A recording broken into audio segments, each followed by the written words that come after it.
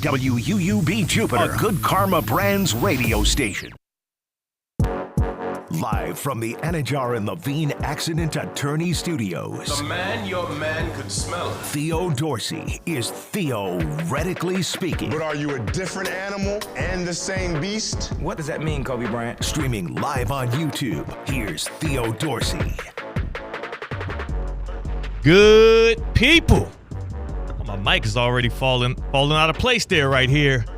It's me, Theo Dorsey, your friend. We're theoretically speaking here on ESPN 106.3. We've got an action-packed show here today. I'm excited about today's show on this Monday following the opening of the NBA playoffs and the Stanley Cup playoffs.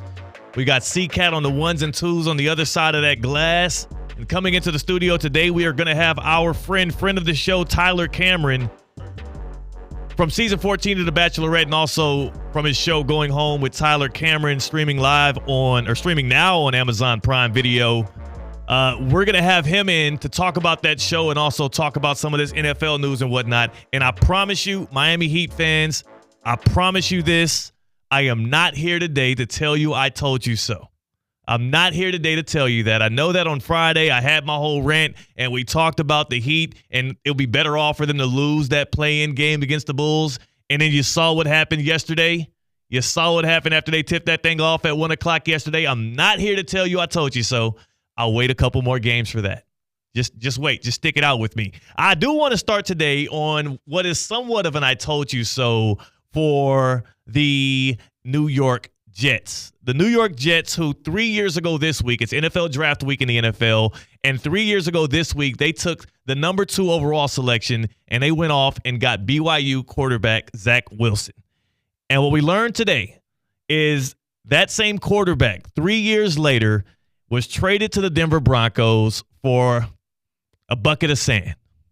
Traded to the Denver Broncos for a bucket of sand, and the Broncos and the Jets are going Dutch on Zach Wilson's contract, which to me is even more disheartening for not just Jets fans, but all of Jets Twitter that's celebrating the departure of Zach Wilson. Like, not only did you have to give him away, and you also gave away a 7th-round pick just to move up 50 spots in this NFL draft, you also had to split his contract. You went Dutch on the bill with the Denver Broncos. That's got to be fun for you. But for the New York Jets right now, coming off of Zach Wilson, sending him off to the Denver Broncos, to me, on draft week, it feels like storybook right now. And it also should feel like something for other NFL GMs watching that they need to lock in on and pay more attention to, because I think there's something to learn here with what happened with the Jets and Zach Wilson. Everybody's going to play the blame game. Everybody's going to decide whether or not it was Zach Wilson's fault, if it was the Jets' fault, if he was never set up to succeed in the NFL in the position that he was put in out there in New York. In fact, on ESPN today, on NFL Live, Dan Orlovsky actually had a take saying that it's the Jets' fault that Zach Wilson and the Jets are in this predicament. Here's Dan Orlovsky on who's really to blame for Zach Wilson not panning out through 3 years.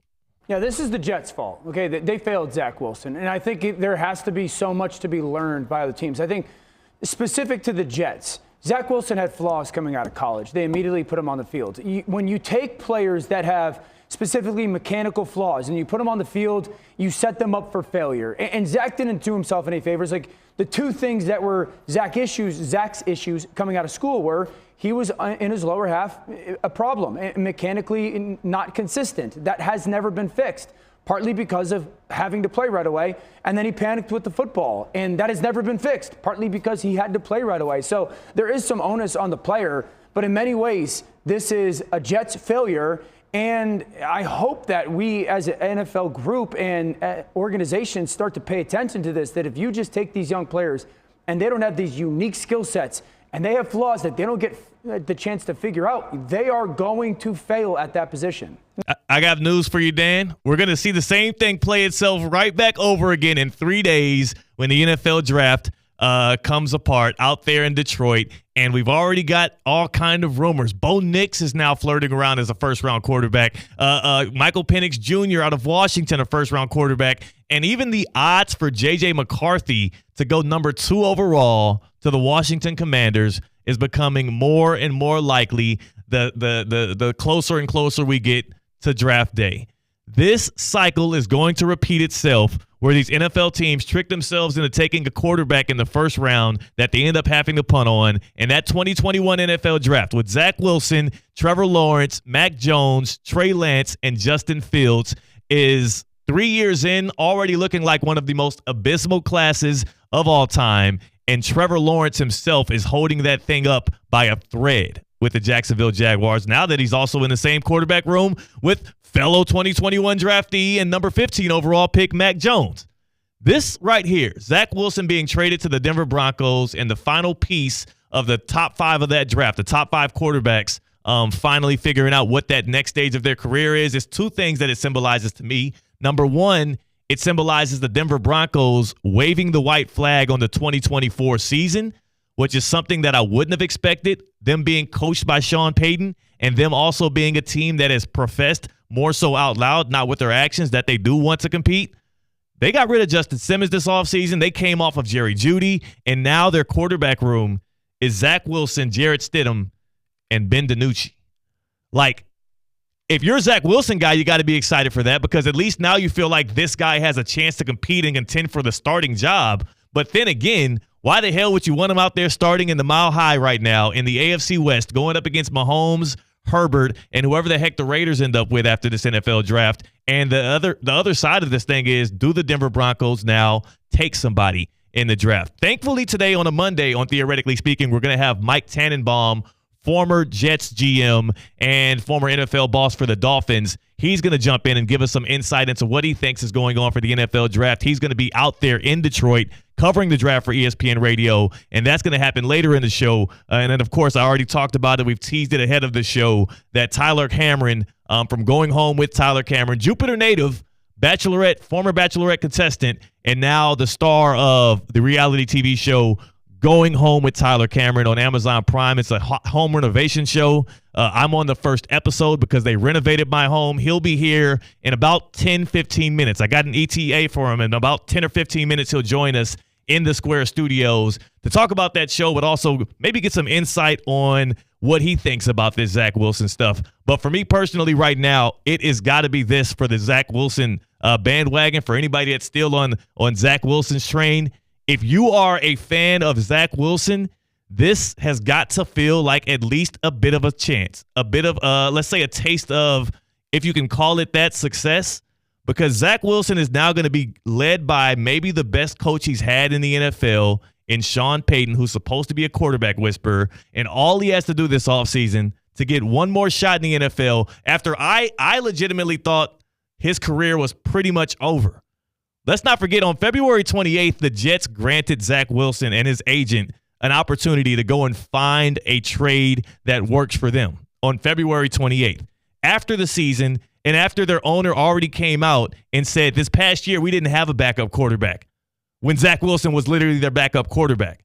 So after that, after he was openly on the market, after they publicly said you and your agent can go find a trade, it took nearly 2 months. But here you are as Zach Wilson stepping into a quarterback room where you have a chance to win it. You have a chance to win the quarterback job there. I'm just not so sure that if that's what you want, but expectations have never been lower, and the opportunity for him to win out and be the guy is never going to be higher again in his career. So Zach Wilson to the Broncos, and now that 2021 NFL draft class has some, when you speculate on, or not even speculate on what's going to happen in the future for that draft class, but when you just look back at these past 3 years, C-Cat, I don't know how you feel about it, but me personally, I look at it and say, man, that's going to go down as one of the most abysmal draft classes of all time.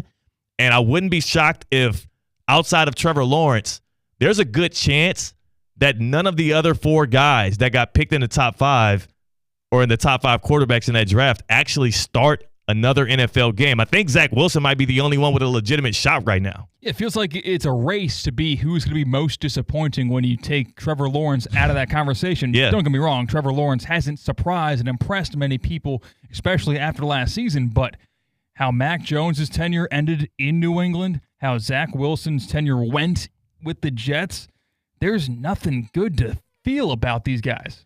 To me, it's like, if there's anything you want to feel good about, it's like, at least now between all of the guys, Mac Jones, who went from the Patriots now to backing up Trevor Lawrence with the Jaguars, Justin Fields, who went from the Bears and now is backing up Russell Wilson in Pittsburgh. And I think the problem with him is, as good as he can be, as promising as his future can be, I think Russell Wilson's good enough to hold water for the Pittsburgh Steelers and do exactly what Arthur Smith and Mike Tomlin want him to do this year. So there's a good chance that even though Justin Fields might be the best of that pack, he doesn't get a chance to show it this year because Russell Wilson will be adequate enough for the Steelers.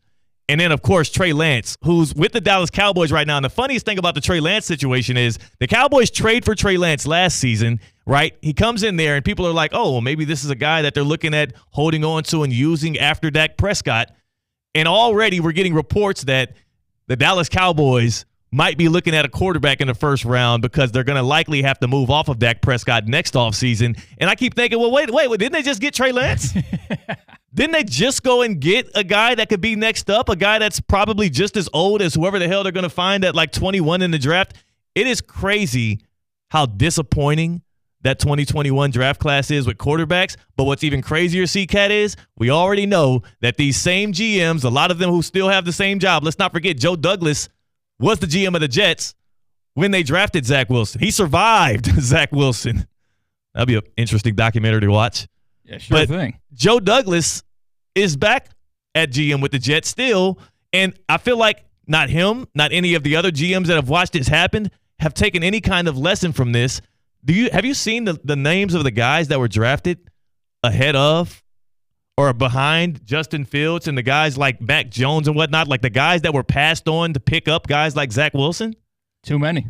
It's actually incredible. Actually, I'm glad you said too many because I actually have the list right here of a couple names. But if you think about the San Francisco 49ers right now and where they could be, even though they were in the Super Bowl last year, but imagine if instead of Trey Lance at 3, they got Jamar Chase or Kyle Pitts or Penei Sewell or Jalen Waddle. For even the Jets at number 2 right there, where I know you had to take a quarterback, right? Because everybody feels like when you're at the top of the draft, this is the same trap that the New England Patriots, I feel like, are falling into right now, where their fans are like, well, when are you ever going to be at number 3 again? When are you ever going to be that high in the draft to go get a quarterback that you like? If you're not 100% confident on these guys, maybe you pick the next best position players or you trade out of there, or you'll end up like what the 49ers were at number 3 just 3 years ago, picking Trey Lance and trading him off for a 6th-round draft pick. It's my hope that some of these GMs actually learn from the mistakes of that 2021 class. But as we've seen from the past, and as I'm sure we'll see this week and Thursday in Detroit, NFL GM's going to follow that same pattern. And when you hear Michael Penix Jr.'s name go in the top 15 of this draft, don't be shocked. It's going to happen. He's got those highlight throws in the college football playoff. He's got the flash. He had a nice battery mate with O'Dunes. So, it's easy to talk yourself into a flashy quarterback like Michael Penix Jr., who really just carried that Washington team to a CFP berth.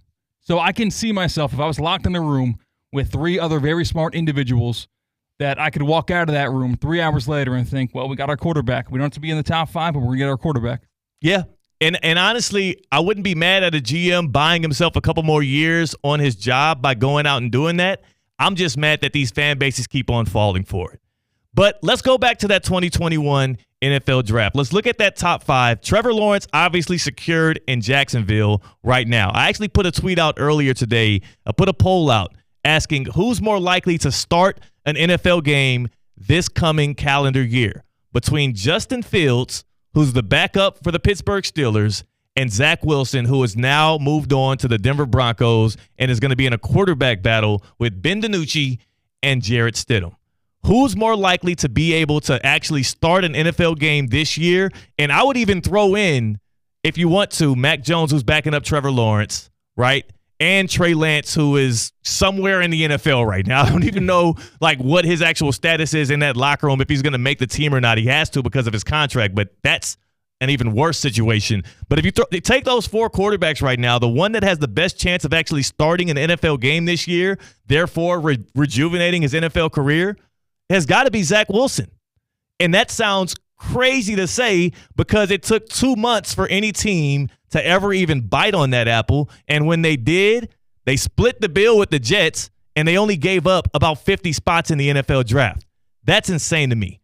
888-760-3776, 888-760-3776. That's the Baptist Health Hotline. That's the jump in on Theoretically Speaking. Who of the 2021 draftees, and we could just narrow it down and make it easier, who do you think is more likely to actually start an NFL game this upcoming season? Zach Wilson with the Denver Broncos or Justin Fields with the Pittsburgh Steelers? 888-760-3776, 888-760-3776. Which of those two quarterbacks from that failed 2021 draft class that were picked in the first round, in the top 15, have a chance to start a game for their team this season? I'm saying it's Zach Wilson. I'm not saying it because I'm confident in his ability to play the quarterback position.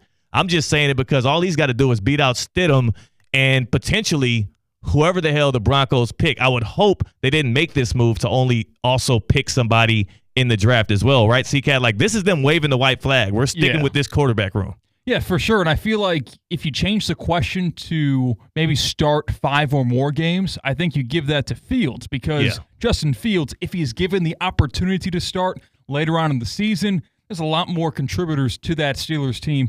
I know the wide receiver core is a little bit wacky, right, in general, but you're going to win some football games. It's hard to bench your quarterback when you are winning football games. That's true. Pickett wasn't winning. Pickett wasn't being clean. That's it. Goodbye, Kenny Pickett, and you see where he's gone now. But with Zach Wilson, I could see him easily getting the first start, the second start. Zach Wilson shows that it's not just New York like Dan Orlovsky thought it was. It was Zach Wilson, and he's gone. It's a car wash of quarterbacks just working their way through Denver. I could see that happening too. Denver, if they really go into the NFL season with this quarterback room, they're really shaping up to have the first winless season since the Detroit Lions. Like, I think that's not far off from happening. If they actually do go into the season with that quarterback room, because Zach Wilson, what he had in New York was a much better situation, not coaching-wise, but roster-wise than what they have right now in Denver. So if it's Zach Wilson, Jarrett Stidham, or if it's Ben DiNucci, there's no chance that team is competing unless they get a heroic effort from the defense. Hit us up on the Baptist Health Hotline what you think of Wilson to the Broncos. 888-760-3776, 888-760-3776.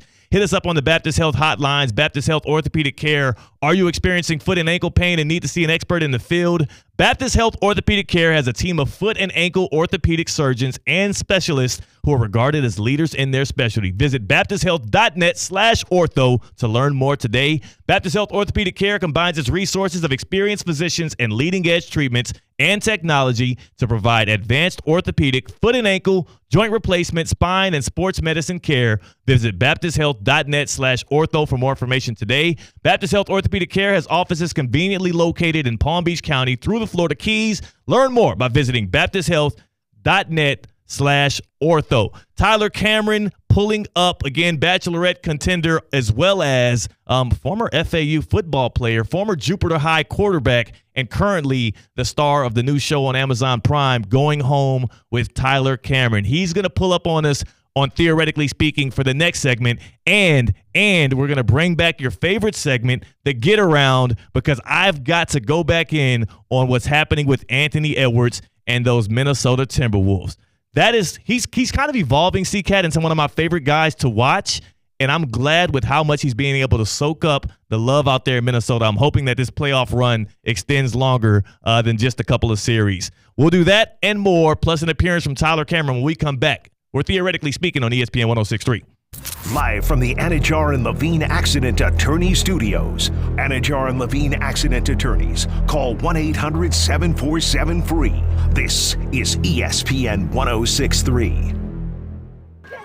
Are you one of those